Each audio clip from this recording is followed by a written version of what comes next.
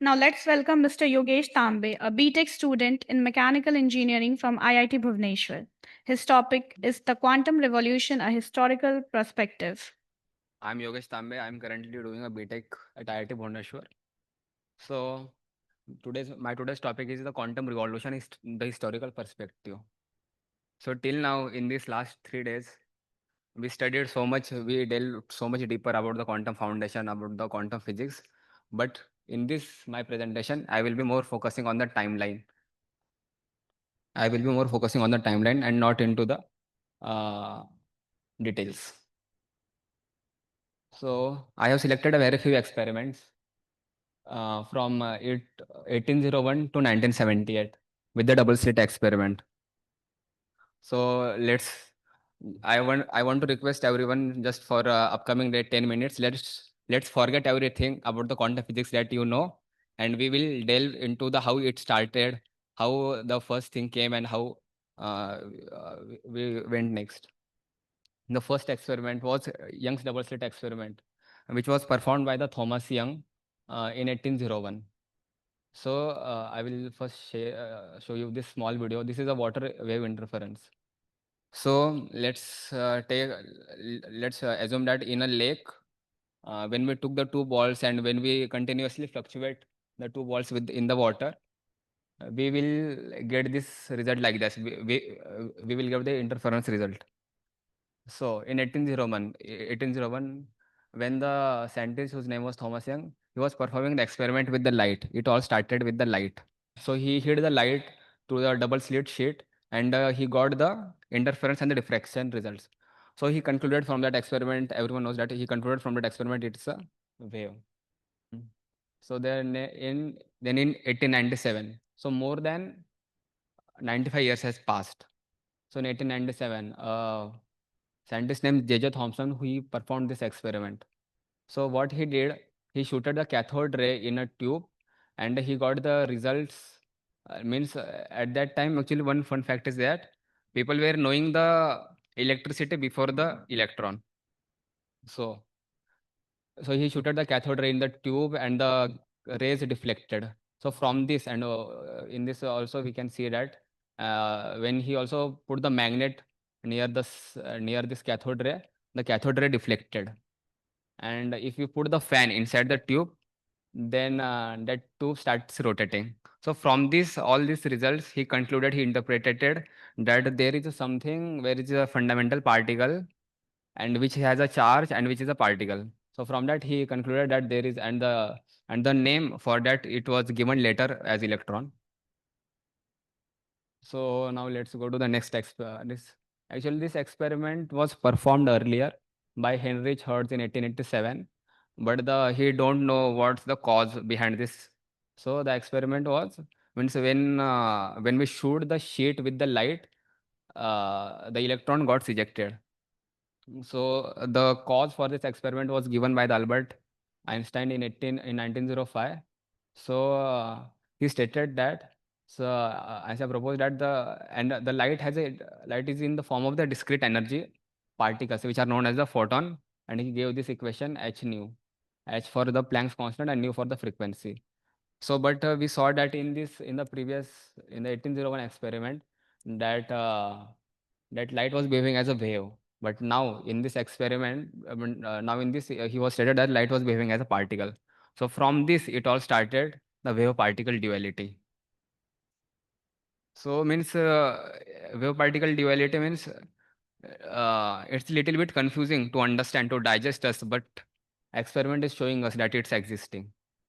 Then the famous hypothesis that we all studied about the lambda is equal to h by q, that every particle has an associated wave.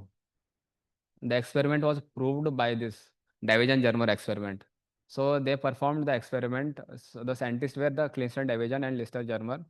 So they performed one experiment with the nickel crystal. Huh? So they performed the experiment with the nickel crystal. The incident beam was sent to the nickel crystal, and the detector detected the diffraction patterns. So from this, it he got that the electron was behaving as a wave. So, but previously in that experiment, it was seen that the electron was behaving as a particle. So this the de Broglie hypothesis by proved by the division Germer. So this now the current year is now the year is 1927, and it started with 1801. So around 120 years has passed with these experiments. So then electron double slit experiment, which was performed by the Claus Johnson. So in this experiment, in the 1801, the experiment was performed with the light, but now the experiment is performed with the electrons.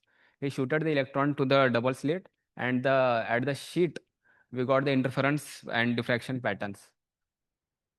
But here one more interesting that when he fired a one electron at a time, so still he is getting the interference and the diffraction results. So it was appearing like the electron is interfering with itself.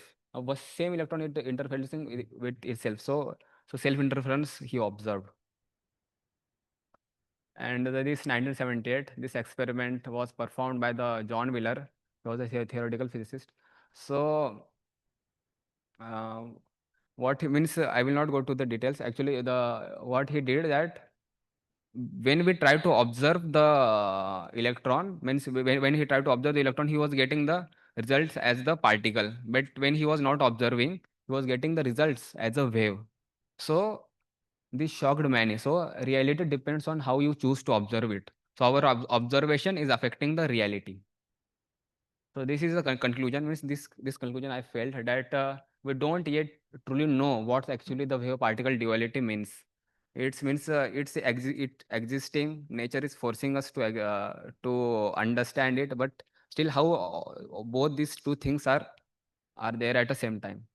So the quantum experiment for just to explain this strange reality. It's not just a theory we created. It's something nature is showing us to experiment. Is there a true reality that exists beyond what we can observe? Because our observation is also affecting the nature. Not affecting the nature, but our observation means whatever we are observing, it's not a perfect. So the quantum physics does not give the final answer. It gives the better questions about the reality. So these are the references. Thank you, everyone. Thank you.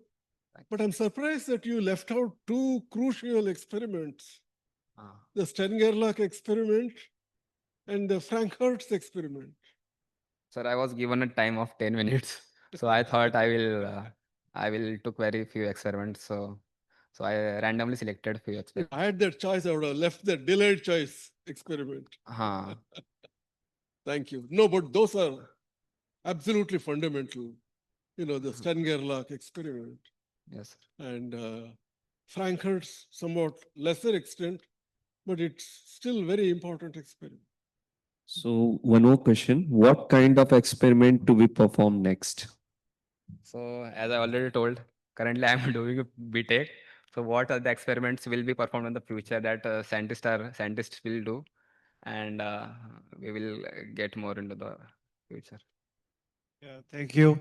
I just wanted to add that Planck's black body radiation explanation, that's the birth of the photon idea. That should also be there, I think, 1900, Planck 1900. Yeah. And just a small remark, when people say that wave particle duality is a mystery, I think there is no mystery. Let's look at it this way. The real mystery is why macroscopic objects do not appear to obey quantum superposition. Like this chair is not here and here at the same time, whereas the electron is here and there at the same time. This is something we don't understand. Now, coming back to wave particle duality, when you are not making a measurement, the behavior is like that of a wave. When you make a measurement, the wave function collapses and is localized and it appears to behave like a particle. But the question is, why does the wave function collapse when you make a measurement? Which is the same question as why macroscopic objects don't obey position superposition. So if the chair was in the pointer, if the pointer of the measurement of the measuring apparatus was in two places at the same time, there would be no collapse of the wave function and it will continue to behave like a wave. You get what I'm saying? Ah. So there's no wave particle duality mystery. The mystery is why macroscopic objects are localized in space. Yes, thank you, sir.